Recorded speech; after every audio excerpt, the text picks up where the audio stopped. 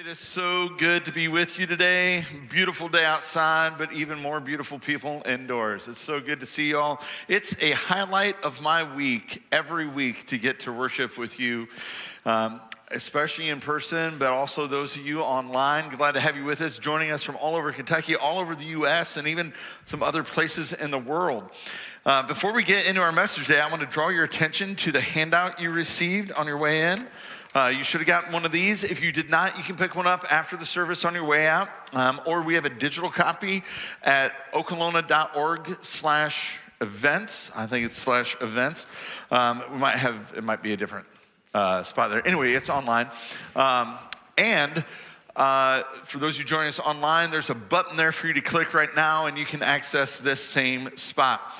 Because summer is right around the corner from us. And that means, for most of us, relaxation and vacation are on our minds. It was always that way when we were kids, and I think most of us have never really grown out of that rhythm, that when summertime comes up, even if we're still working, we're wishing we were relaxing. We're wishing we were on vacation. A lot of summer vacations coming up. And we want you to enjoy those. But one thing we don't ever want to do is relax in our pursuit of Jesus or take a vacation from our faith. So this summer, we're providing some opportunities for you. We're calling it the Summer Surge to help you stay engaged with the life of OCC throughout the summer. We got a lot of stuff in here. I'm just going to point out a few of those things for you. One of the most important things that I want to draw your attention to is on the top of the second page. There's a spot there that says connecting online. And so as you travel this summer, make sure you stay connected with us. There's a way for you to stay connected with the life of the church even when you're gone. And I love that each week we have people who can stay connected with the church and engage with us on Sunday, even if they have to stay at home for medical reasons or they're shut in at the hospital traveling for business. But it's always fun too to see people who are joining us from their cabin, from the beach, on vacation, from Disney. I feel like I need to preach on location more often whenever I see that. But I love how people join us from all over the place. And I want to encourage you to do the same thing. If you're traveling, you can engage with us even when you travel. Now, I want to encourage you, don't just watch and observe, but engage. Actually connect. Jump into the chat space, at least at the beginning and the end of the service. View it like your online lobby when you're with us. And utilize the chat features there to engage with the host and to participate in the service. A couple other things that you'll notice as you read through this, and it's by date. These things are listed. As you look through there, you'll see that there's a whole lot this summer going on for families. And we always want to encourage families to connect with our family ministries, our students and our kids ministries, because of all the summer activities that you can participate in. Make connecting with church and going to things like White Mills Church Camp for our high school kids, participating in CIY Move. Make those the top priorities for your students and your kids during the summer. If you're connected with any of our young people, make sure that you are getting them connected to these events over the summer. Then there's events for you to do as a family, as well as things for them to do just as kids. And here's the deal. We want to come alongside you. We want to equip you. We want to partner with you. But we only get your kid just a little bit of the time, an hour here and there. We want to train you to be the primary disciple maker of your children. And so that's the goal for all those things. So make sure you stay connected to that. Now, here's something I'm going to ask everybody. Go ahead and pull out your phone. Like, yep, go ahead, do it. Like, grab your phone, pull your phone out, then open your phone up and get on your calendar app. Dun, dun, dun. Yes, open up your phone, go to the calendar app, and put some of these things in your calendar right now. I'm going to give you a couple that you need to include in your calendar. The first one is that we have a meal packing day coming up on June 11th. You've already heard a little bit about that. You saw the video for it. We're going to be sending meals to Ukraine, to Turkey, to Syria, and to Honduras, places that there's just a significant food shortage, whether they've been ravaged by poverty in their country or wartime or whatever's going on. We want to help them. And there's a few different ways you can participate. You can pay for the meals. You can show up and actually pack the meals on that day, or you can do both. And we encourage all of you to do both. You can do something. Each meal only costs about 33 cents. And so you can provide a few meals in a day for just a little bit of money. So $10 goes pretty far in feeding somebody for a month. So we encourage you to do that. Now, typically what happens is we have more people willing to serve than what we actually have money to provide the meals. So the more meals you provide, the more we're going to be able to pack on June 11th. So we encourage you to do both of those. Our goal is to hit 50,000 meals. Honestly, I think we may have set that bar a little too low. So you can sign up to do either or both of those things in the lobby today on your way out. They've got some of the meal stuff set up there. You can see what it's like. You're going to be hearing a lot more about that in the next few weeks. But June 11th, join us. And we're going to be doing some meal packing. Also, on June 4th, the women's ministry is hosting a book swap, a chance for you to share one of your favorite books, a chance for you to maybe get a new favorite from another gal, and most importantly, a great way for you to meet and mingle with other women in the church. Now, listen, that's just for the gals. Guys, that's not for you to meet and mingle with the ladies in the church.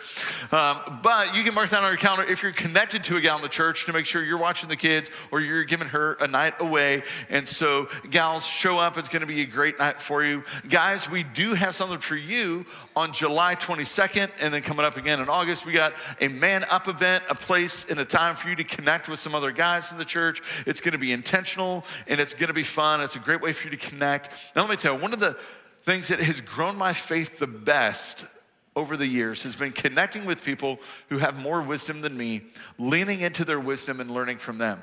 And now that I'm a guy who's got a little more salt and pepper in the beard and a little less hair than I once did, I'm finding that one of the best things to grow my faith is sharing the wisdom I've learned over the years with the guys who are coming behind me. And these women's events, these men's events are a great place for you younger ones to learn from those who've gone before you, from those of you who have journeyed a little bit longer, to share the wisdom you've got with those coming behind you. Now, one more thing coming up I want to point your attention to is the Follow Your Calling.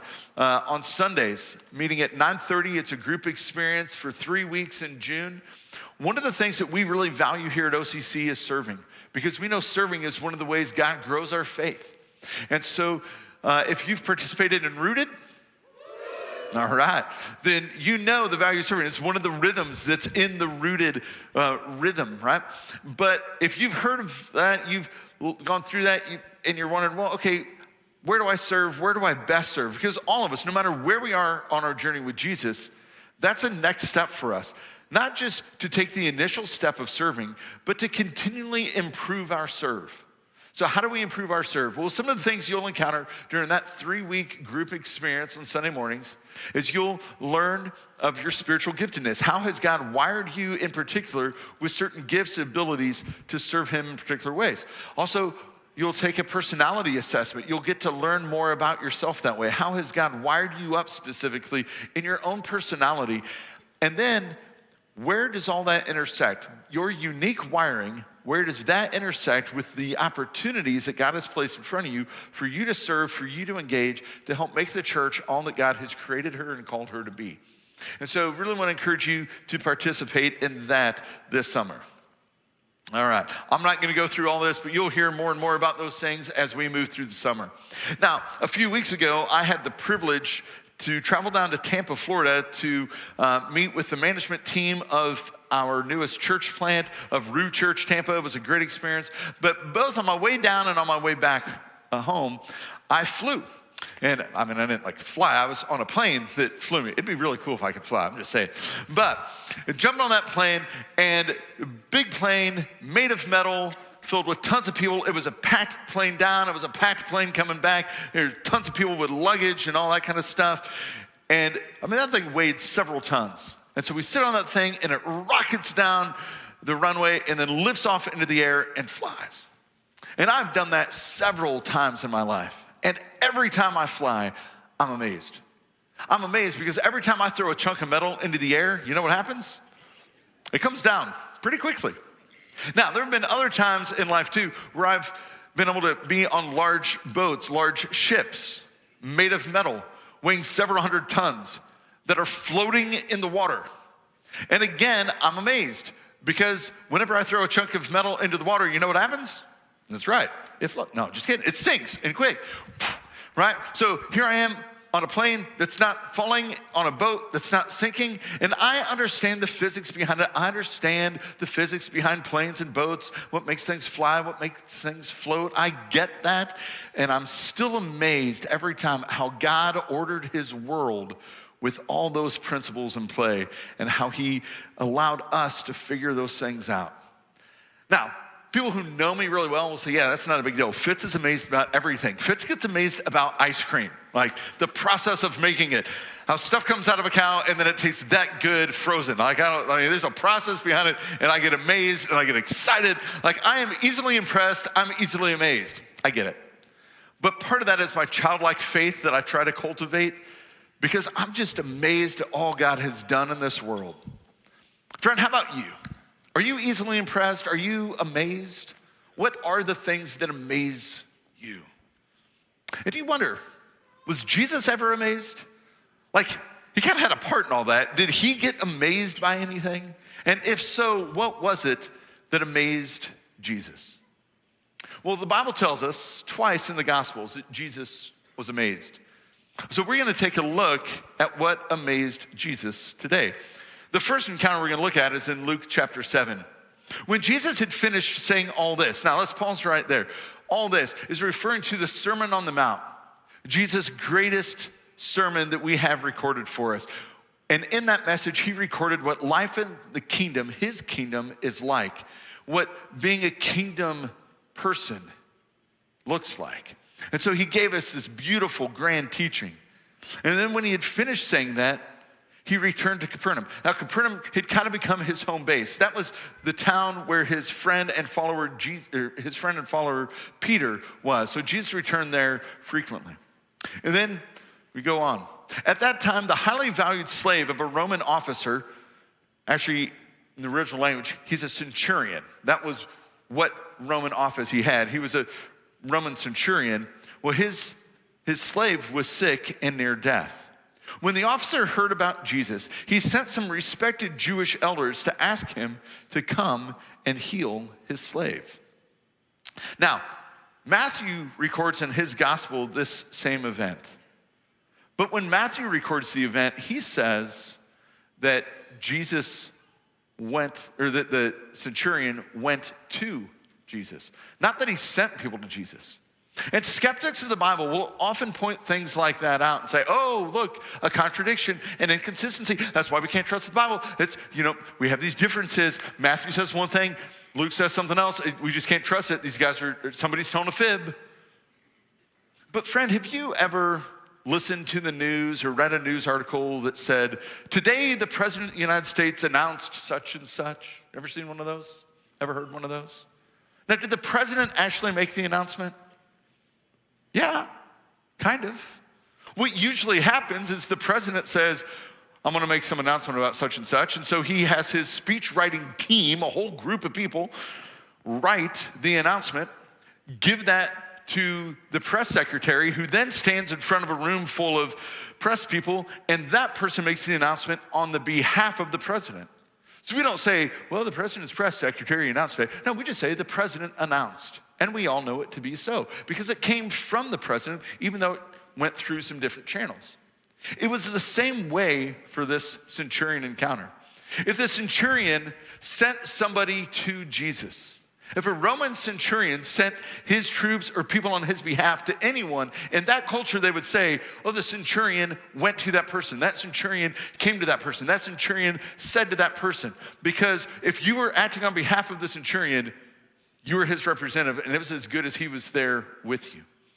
So really, when people are trying to point out these inconsistencies and these inaccuracies, and the skeptics are taking a dig, actually, most of the time what they're pointing out is their own ignorance and lack of understanding of the culture of that time, of how these Jewish people would have interacted with each other 2,000 years ago, how the Greek culture interacted with itself 2,000 years ago. Almost never is there an inaccuracy. Usually it's a lack of understanding from the gap between then and now. Well, these respected Jewish people came to Jesus and they begged him to help the man. If anyone deserves your help, he does. For he loves the Jewish people and even built a synagogue for us. Now, the rank of centurion was the highest rank you could attain in the Roman army without being born into wealth, without being born into status, without having the power handed to you. You had to raise through the ranks and earn this position. And a centurion oversaw about 80 to 100 troops, hence a century. And they would station these centuries of troops in strategic towns and cities across the Roman Empire for peacekeeping and to quickly mobilize in case of war. But you get a bunch of soldiers together and it's peacetime, you gotta occupy them with something else because something's gonna break out. So to keep those men in shape, to keep them occupied, and to help advance the kingdom, the empire, these men were often employed in building the infrastructure, building roadways, building markets, building temples, and sometimes doing things even for the local people. So this particular centurion must have had some sympathy, some interest in the Jewish religion because he helped them build a synagogue. He's done nice things for them. Now, the Jewish people, if you were to ask a Jewish person from 2,000 years ago what they thought of the Romans, and especially the Roman soldiers, they would say, they're our enemy. We're praying for the Messiah to come. We want him to overthrow those people, and we have Jewish rule instead of Roman rule, and they're the enemies and they're bad. But here you have these Jewish people saying, this Roman guy is a good one. He even deserves our help. His slave is deserving of help. That is crazy talk from a Jewish person in the first century. And it's remarkable that they would think that way. So this centurion has demonstrated some kind of kindness to them that's won them over. Well, Jesus went with them. Now that short phrase actually tells us quite a bit. If you were to read the Sermon on the Mount and everything Jesus teaches for kingdom life in the Sermon on the Mount, you would see right here, he's practicing what he preaches. He's living it out. He's going to the Roman guy, the enemy. He's going the extra mile. He's turning the cheek. He's going to show compassion. He's crossing religious lines and ethnic lines and political lines and national lines. He's crossing all kinds of boundaries to demonstrate love and care for another person. But just before they arrived at the house, the officer sent some friends to say, Lord, don't trouble yourself by coming to my home, for I am not worthy of such an honor. I'm not even worthy to come and meet you. So you just say the word, Jesus, from where you are, and my servant will be healed. For I know this because I am under the authority of my superior officers, and I have authority over my soldiers. I only need to say, go, and they go, or come, and they come. And if I say to my slave, do this, then they do it. Did you hear the humility of the centurion? Others say he is deserving of this healing for his slave. But he says, I'm not even worthy to be in your presence, Jesus. I'm not deserving of you. He recognizes that there's something special about Jesus.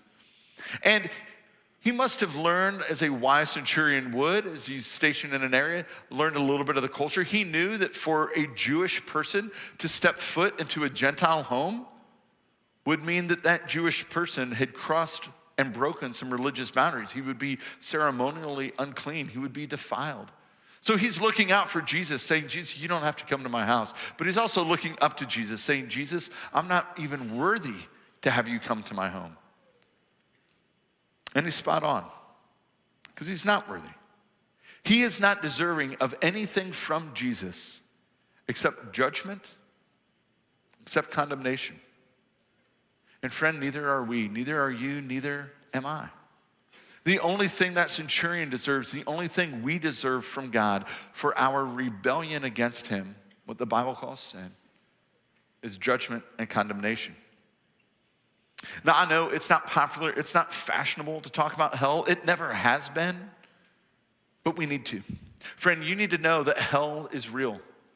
And it's the very real place and the very real destination and the very real consequence of anyone who does not put their trust, their hope in Jesus, who does not put their faith in him. Hell is the only thing we deserve for our rebellion against God. Point blank, that's it. That's the most we deserve. But this is what makes God such a wonderful God. He offers us an out. He gives us an opportunity to get something much better. He offers us relationship with himself. He offers us grace, that amazing grace that we sing of from time to time. He offers us undeserved, unearned salvation through his son, Jesus. Pastor and author Tim Keller, just a few years ago, was diagnosed with pancreatic cancer, and just a few days ago, lost his battle with cancer. But he won the battle of life. Several years ago, Keller had said this: even if God never does another good thing for me, I already have more than I deserve in Jesus. Keller lived that out. He didn't just speak that, he showed that. When he received his cancer diagnosis, when he realized the cancer was going to take his life, he still lived this out. And Keller was one of my heroes. I didn't agree with everything he always said, but I loved the winsome way he loved Jesus and loved other people in Jesus' name, and the way he taught so many to do the same. You know, friends, some people would say that Christianity is too narrow-minded, that it's too exclusive, that it's too restricting to say that Jesus is the only way to heaven. But that's exactly what Jesus said on so many occasions. Jesus said he's the only way. In fact, at one point he said, no one comes to the Father, no one gets to heaven except through me. Those are Jesus' words. But Christianity is the only faith that does not depend on us. It's the only faith that it's not about what you do, but about what Jesus has already done for you, about what Jesus did at the cross, what Jesus did to conquer death and the grave when he rolled that stone away from the inside and walked out victorious over death and sin and the grave. Christianity is not about all the doing that we so often get caught up in. It's about recognizing what God has done for us. And that's where our faith resides. Christianity is the only faith where God sacrifices and dies for us. It's the only faith where God takes the punishment and gives us paradise. In fact, we really say it's the only true faith, because the others are all religion. They're all based on us. The others all put faith in us, not in God. It's all about what we do and the system that we have to maintain. Every other religion in the world is an empty religious effort. Christianity stands opposed to him by saying it's not about all the religious effort, it's faith. It's faith, not religion. I think Christianity is actually the most inclusive. It's a totally inclusive faith because Jesus welcomes everyone. Everyone, bar none. No exceptions. If you are willing to put your faith in Jesus, if you are willing to trust him, and if you are willing to follow him, you're in. That's it. That's the requirement. No matter your past, no matter your baggage, no matter what you've done, no matter how bad you've been, if you are willing to surrender to Jesus and follow him, you're in. Now, that doesn't mean that God doesn't expect some change on the backside, because once you're in, then the Holy Spirit comes in and the Holy Spirit begins to transforming work in you. If there's been no transformation, I'm not sure you're really surrendered to Jesus. If there's been no change in your life, I'm not sure you're really following him. But it's not based on any class system or social hierarchy or anything like that. It's not about all the rules that we try to live up to. It is simply about humbling ourselves before God, acknowledging that God alone is God and we are not, and that God makes a way better God than we have tried to. It's about following him and saying, God, I will follow you no matter what, regardless of what comes, trusting that you are enough, that you have the power, that you have the authority, and that you are for me and not against me. And I think the centurion understood this. He said, Jesus, you just say the word from where you are and my servant will be healed. Jesus, you just say the word. I know what authority looks like in a military structure. I know what authority looks like in a social structure. Jesus, you have the total spiritual authority. You say the word, it's done. Jesus, you command it, it'll happen. And he believed him. At that, when Jesus heard this, Jesus was amazed. Jesus was amazed. I love that. Turning to the crowd that was following him, he said, I tell you, I haven't seen faith like this in all Israel. Jesus is amazed. And there's only 2 times we see recorded for us that Jesus was amazed. This time and then when Jesus visited his hometown. Jesus stopped by his hometown. Mark records it for us in his gospel. And the people scoffed at Jesus. He's just a carpenter, the son of Mary, the brother of James and Joseph, Judas and Simon. And his sisters live right here amongst us. Did you know that Jesus had sisters? Did you know that Jesus had brothers? Now, he was the firstborn and obviously born in a very different way. Can you imagine trying to live up to the image of your older sibling when that sibling is Jesus? Can you imagine the counseling you need if you're the youngest in that family? Like, at this point, I'm just going to behave badly because there's no chance, right? Like, I'm checking out. But they're like, oh, we know that family. Probably because some of them are like behaving badly because they're like, yeah, we got the Jesus thing going on, whatever. So they're like, we know the family he's from. We don't trust him. We don't trust his. Like, Jesus, get off your high horse. And they were deeply offended. They were offended at Jesus, and they refused to believe in him. And Jesus' response? He was amazed at their unbelief, at their lack of faith. Jesus was amazed at the lack of faith of the Jewish people who knew him best, of the religious insiders who had the most reason to put their faith in him, who should have had the most faith. And then he encounters this centurion, a religious outsider, a Roman military Gentile who's never met Jesus and yet has tremendous faith in Jesus. See, we see that Jesus is amazed twice. 2 things that amaze Jesus: great faith and lack of faith. Jesus looks at that centurion and says, I haven't seen faith like this in all Israel. And you know, his guys, his followers, Pete and John and Andrew and the guys who are always like cheering him on, like, yeah, you get it. What, that includes, bro, we're your homies. That's in us. It's like, yeah, all Israel, the centurion, more faith. You know that his closest guys are like, oh, sting. Great faith and lack of faith. Faith always has an object. It's always anchored to something. So a lack of faith in Jesus means you've anchored your faith to something, someone else. That's always what it means. So friend, where's your faith? What is the object of your faith? What is your faith anchored in? What are you trusting in for your joy? What are you trusting in for your peace? What are you trusting for your eternity? Where is that anchor? Is your faith in Jesus? Or is it in how much you know? How religious you are? How obedient you are? How much good you do?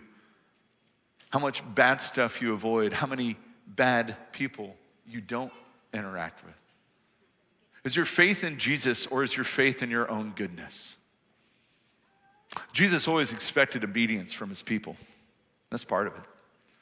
He was just never amazed by it. Jesus expected his followers to learn and grow in knowledge. He was just never amazed by it.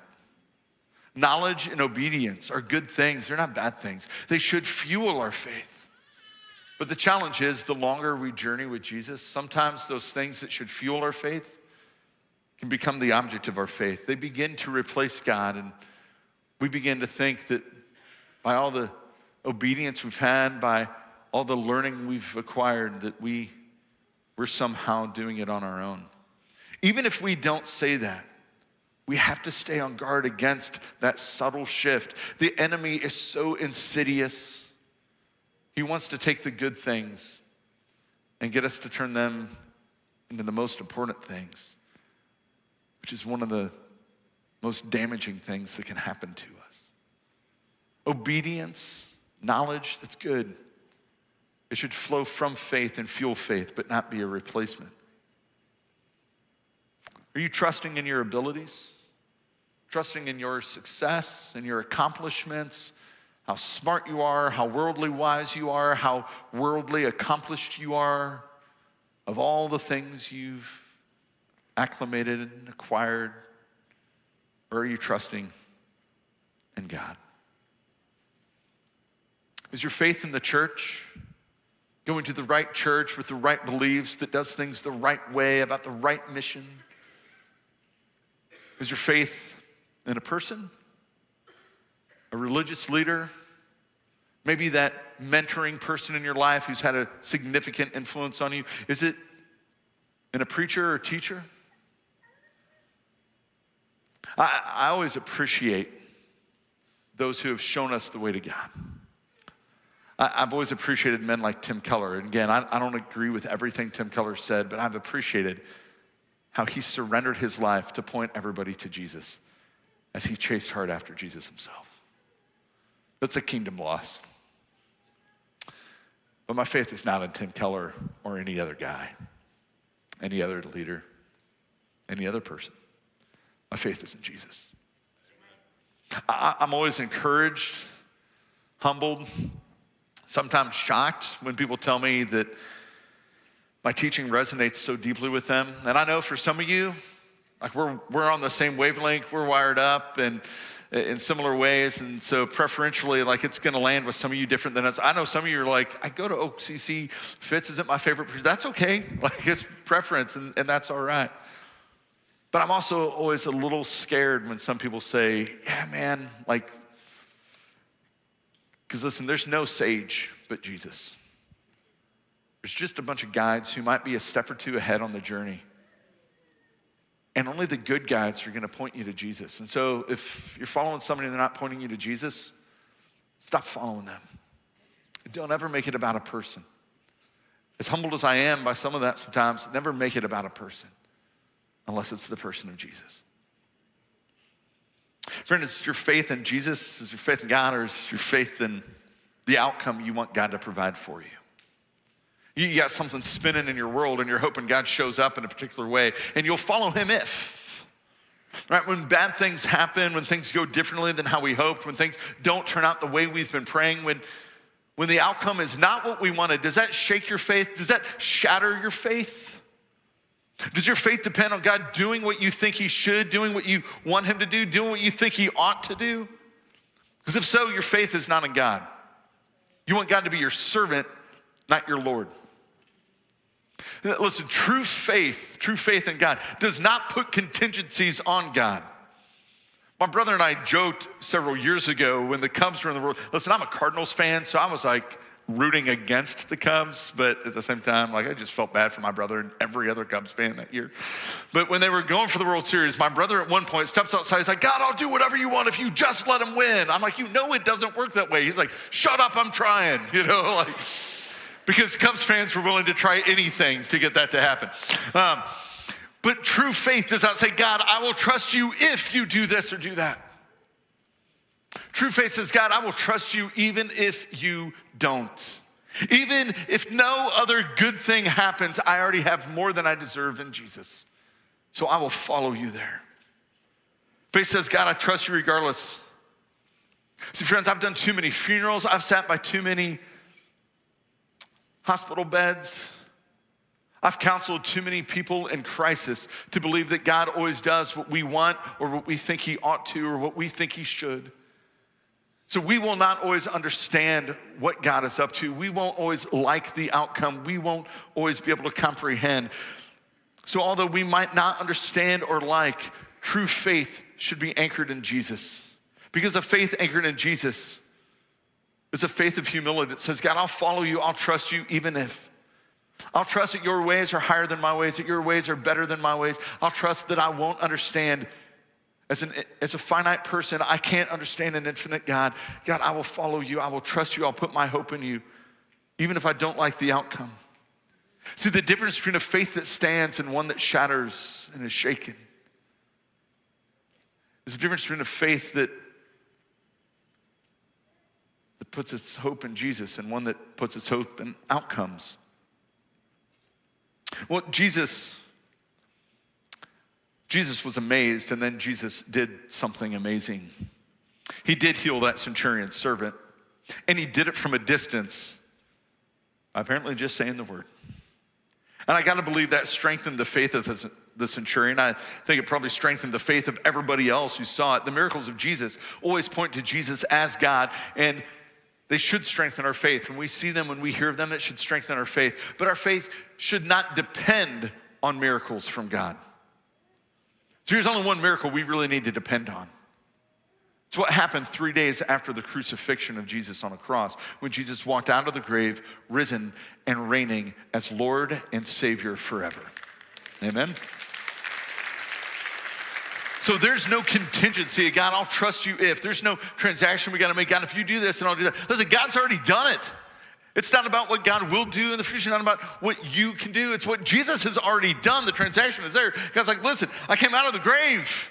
That's all you need. That's the only if you need. If Jesus raised from the dead, then you put your trust in him. If not, this is all a waste and you can just walk away. But I believe he did walk out of that grave alive. And if you do, then you put your trust in him. See, I believe that miracle, the healing of the servant, probably affirmed for the centurion that he had put his hope, his trust in the right place and the right person, but also that he'd put it in the right order. See, the centurion believed even before that miracle happened, Jesus, you just say the word, but even if you don't, I trust you to be who you say you are. See, an unshakable faith is a faith that is anchored in the person of Jesus no matter what. Church, we've all heard of Amazing Grace. We've all sang the song, Amazing Grace, how sweet the sound that saved a wretch like me. I once was lost, now I'm found. I once was blind, now I see. We've sung of the amazing grace of God. Grace given, that even while we were still sinners, Christ died for us. Grace undeserved, unearned. Grace freely offered to rebellious children. That God would die for us so that we could live with him and in him forever. And we know of amazing grace, but what of amazing faith? See, amazing faith is the response to such amazing grace. I believe God is most honored by a living act of faith. By a faith that says, Jesus, you just say the word and it can happen. I believe that amazing faith is the kind of faith that says, I'll follow even if not another good thing happens, I'll follow you. Even if the cancer seems to win, I know the grave is just a doorway to resurrection life. I'll follow you. So friend, do we have the kind of faith that would amaze Jesus? Do you?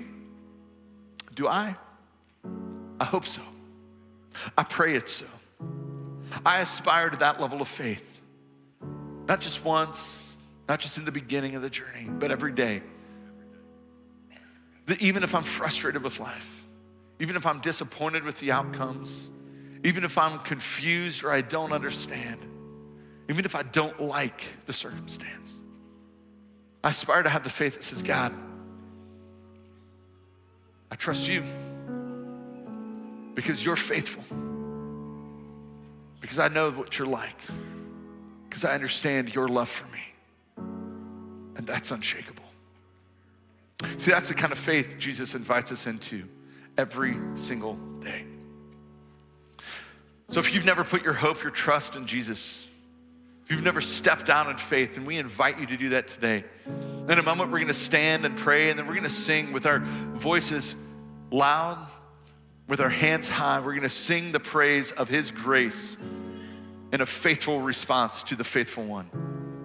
And as we do that, if you've never surrendered, we invite you to make your way. We'll have an elder on each side of the room. You come, and we'd love to guide you through what it looks like to surrender in faith to Jesus. We also have a next step spot out in the lobby if you want to have a conversation out there after the service.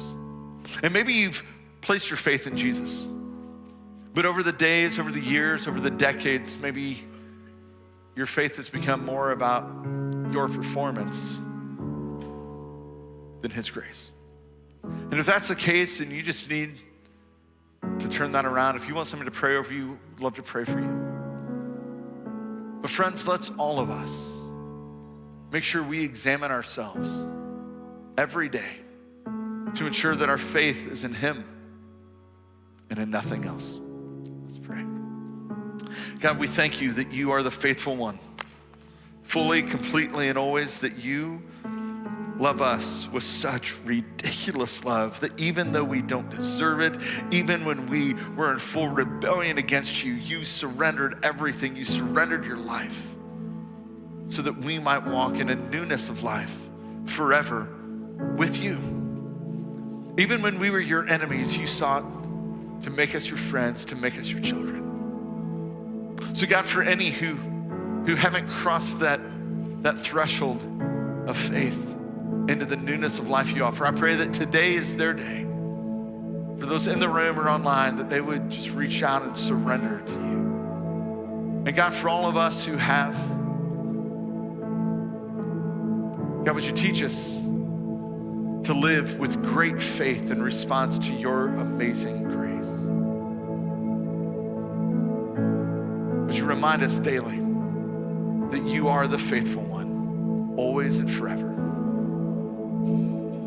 Amen.